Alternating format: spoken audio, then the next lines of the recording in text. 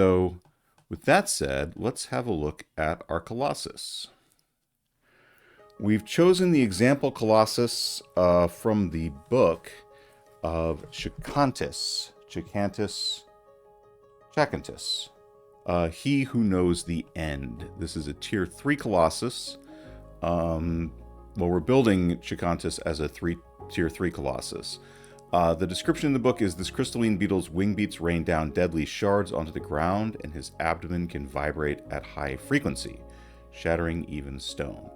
So that's kind of our baseline. We're going to build, therefore, a beetle. We could probably do some more motives and tactics here. I've just got agitate, dice. Let's add disorient, and we'll just take it from there and stick with that. Okay. How big is this beast? It is 200 feet long and 150 feet wide. It has segments: 2 crystal wings, 2 chitinous wings, which are its 4 wings, its head, its abdomen, its 6 legs. That's not quite accurate. Made some changes to this. It has 2 forelegs and 4 hind legs. And it has those 2 forelegs. We'll get there. It has an experience of darting attack +3, dodge +2, shatter +3. And let's move on to some features. So this is a beetle, and it's a beetle that can fly, so it's got a passive ability of flying. Chacantus can fly unless one of its hind wings is destroyed. So like a lot of beetles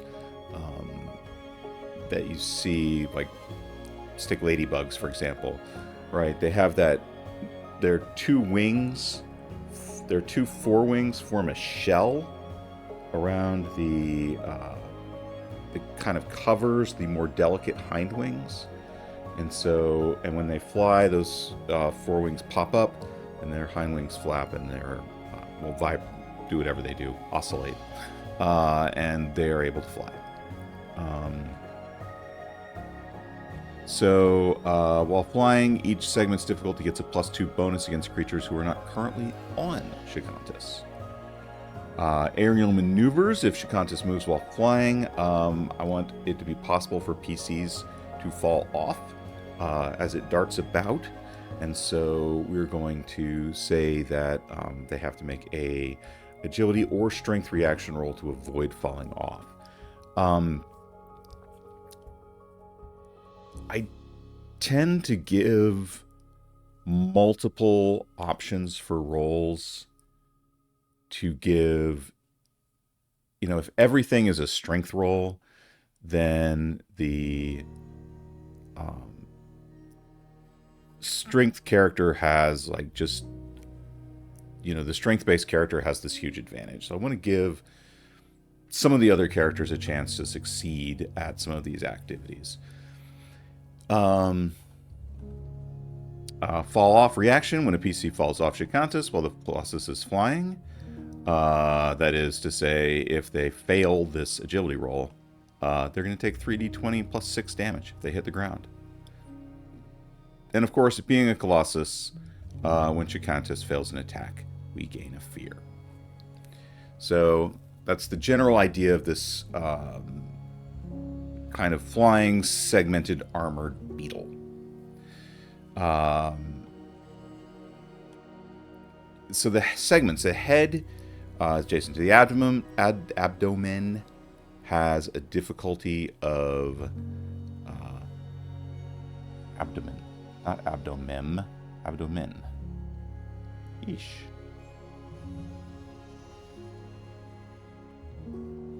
Okay.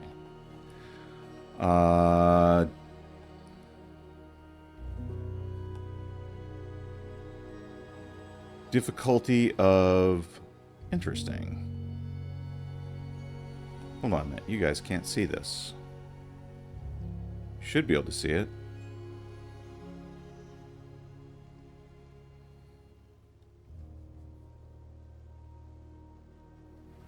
When I tested this and I scrolled,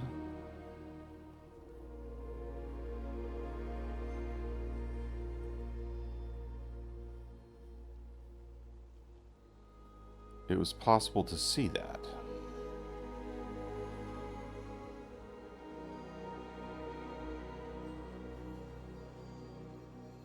I apologize for this.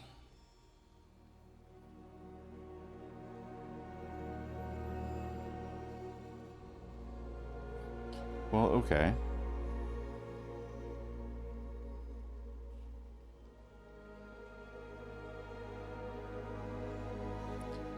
Alright, well, that's gonna suck. We're just gonna have to do this block by block.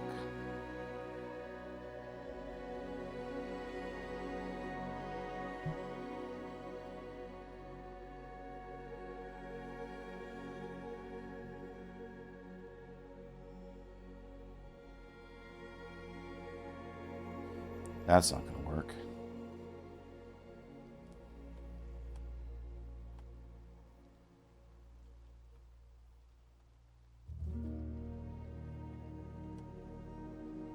Alright, so I'm just going to add another screen capture here.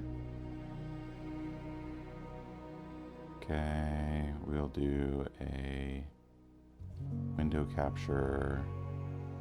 We will pick that one. Okay.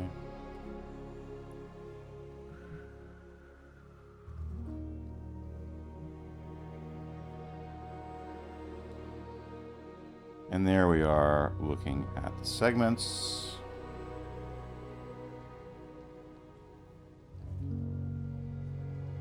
There we go. Okay.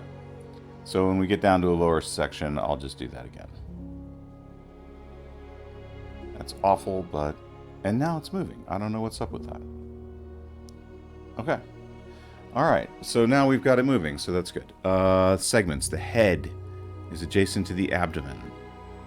It has a difficulty of 16. It has 6 hit points. Honestly,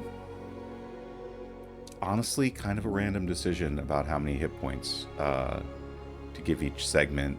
I'm trying to think of each segment as being sort of a moderately strong enemy. So a moderately strong adversary. So moderately strong adversary would have 6 hit points. We could go up if we were to look at how they've done the Tier 3 example Colossus in the book, Poi. 5 and 6 hit points is about what they're using there. So we're going to use those. This is a little bit stronger, but that's okay. So...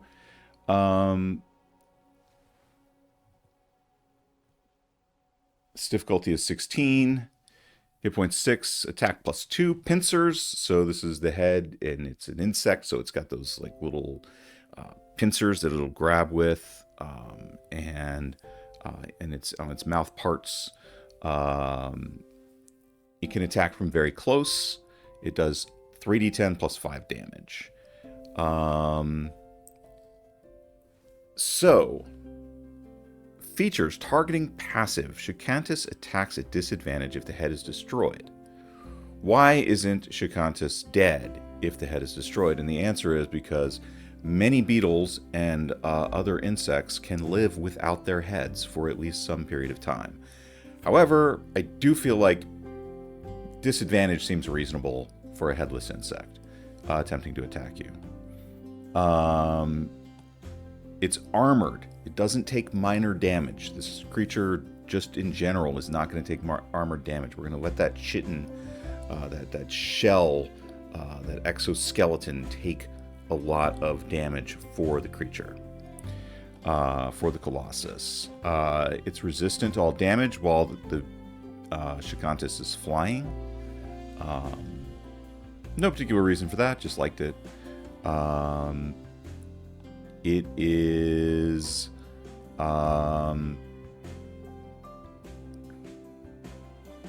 let's see. It has this grab action. I want it to be able to swoop down, land, grab somebody in its pincers, pick them up, and drop them. So we can spend a fear after making a successful pincers attack to grab the target. While grabbed, they are permanently within melee range of the head, and they're vulnerable to the pincer attack. So, unlike my previous Colossus, the pincers can attack creatures that are within them.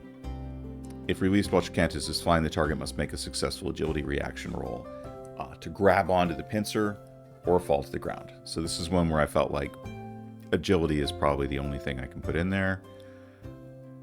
Let's consider the possibility of... I'm going to add...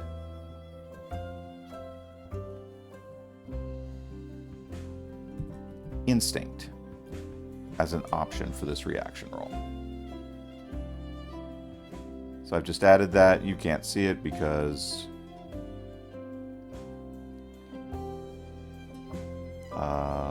this has kind of frozen.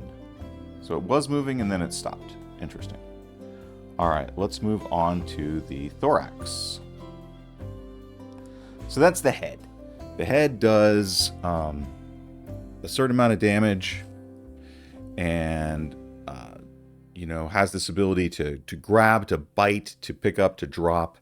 It's not terribly deadly. It's resistant to damage from while it's flying. It's vulnerable while it's not flying. That's the head. Let's move on to the thorax.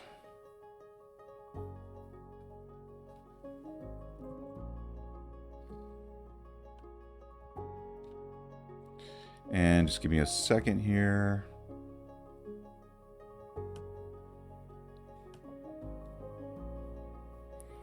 And I will trash that.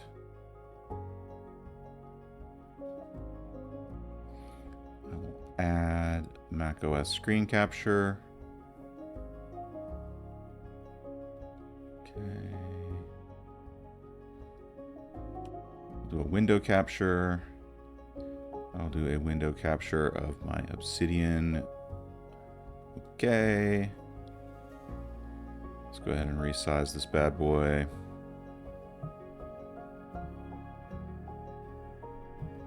And we can move on to the thorax. So this is the thorax, the chest, the center of the beast.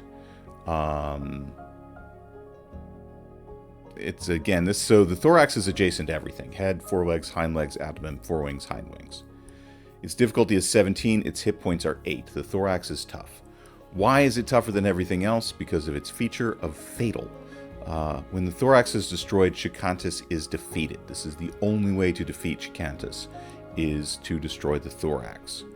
Armored, passive. The thorax, like the head, does not take minor damage. You have to do major damage to do any damage to it.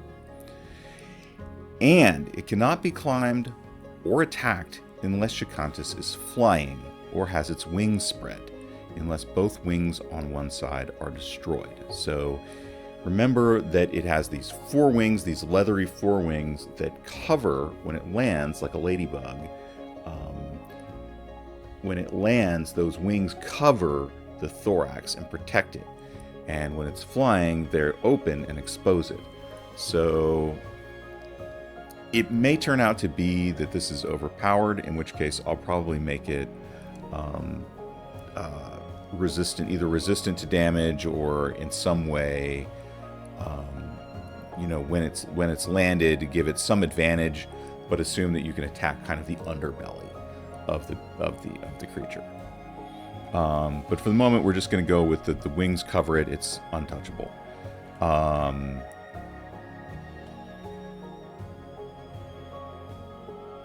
Okay, forewings. There's 2 forewings. Difficulty 16. They have 6 hit points. They're heavily armored. The forewings are not going to take minor or major damage. You have to do severe damage to get to them. So 2 hits will take them out, but they have to be 2 big hits. And the folded passive that they will naturally fold without activation, that will come up in just a moment. But other than that, the 4 wings have no value. They're just armor for the creature. Hind wing, on the other hand. So in order to kill Shikantis, you have to destroy at least 1 4-wing. You can't destroy it without destroying the 4-wing, unless you happen to get in a really solid hit while it's flying.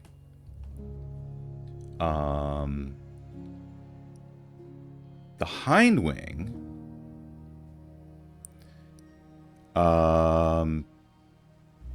has a lot more features, and I'm going to get to those in just a second.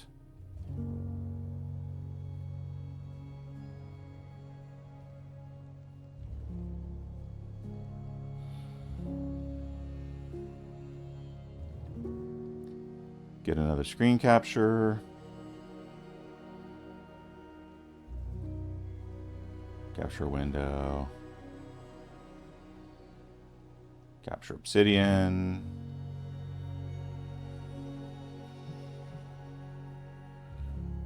Resize and move this guy. Resize him. Move him.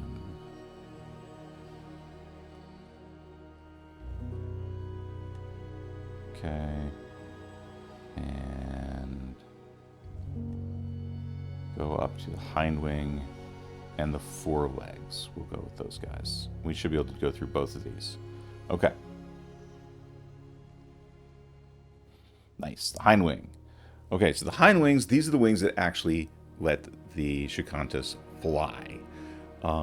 They are protected. Passive. While Shikantis is not flying, the hind wing is protected from all attacks by its corresponding 4-wing. So as those 4 wings close over the creature, it protects both the thorax and the hind wings. Rain of Glass. While Shikantis is flying, spend 2 fear to activate both of Shikantis' hind wings. And a rain of crystal will strike the ground. So if it's flying within far range, it can flap its wings and fling a rain of crystal spikes onto the ground, and all PCs in the affected area have to make an agility reaction roll or take 3d20 damage. So this is something that is pretty boss when it comes right down to it, and maybe a little overpowered. Taking half damage on a success. And when it's not flying, you can spend a fear to activate the wings and cause a gust of powerful wind that will blow targets in close range back. If they fail a strength reaction roll, they'll be blown back to far range, and they'll take 3d8 plus 4 damage. And but if it uses this attack, it exposes its wings. And so you could, in theory, attack it and take out one of its wings at that point, and prevent it from taking off and flying again, and thus taking away that rain of glass attack, which is something we probably might want to do. I don't know. Because if it is on the ground, then it has these 4-leg attacks. A lot of beetles have evolved for their front 2 legs to use them for grasping, striking, and in this case, they're going to use them for striking, kind of like a praying mantis beetle you might be more familiar with. Not a beetle, but an insect you might be more familiar with that has that striking motion. Some beetles do this as well, so Shikantis is one of those beetles. And then, oh great, that scroll worked. Then we have the hind legs. The hind legs, there's 4 of them. They do nothing. Then there's the abdomen, which is adjacent to the thorax. It does not have the... It is not protected. It is not... It's more delicate than the rest of the creature because of its ability to do this vibration. However, it's also not fatal. So you can destroy the abdomen, and like any other insect, or like many insects, Shikantis can survive without its abdomen. However, it will not have its deadly hum action, which in which it marks a stress to cause the abdomen to vibrate at high frequency. All targets within far range of Shikantis are affected by the noise, taking 3d6 plus 6 physical damage, or half as much, on a successful presence reaction roll. Why presence? Because we just don't use presence for anything. I wanted, again, it's kind of like mix it up. Let's have something other than agility or instinct or strength reaction rolls. We'll use presence here. Their presence allows them to avoid becoming disoriented.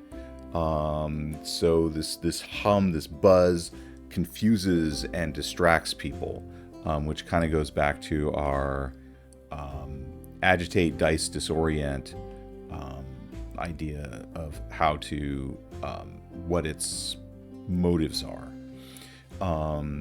When it disorients, when creatures are disoriented, all their action and reaction rolls are made at disadvantage, and they remain disoriented until they spend a hope to clear the condition. So you've got to have hope to spend. So that is Shikantis. Shikantis has a lot going on. It looks like a pretty tough Colossus.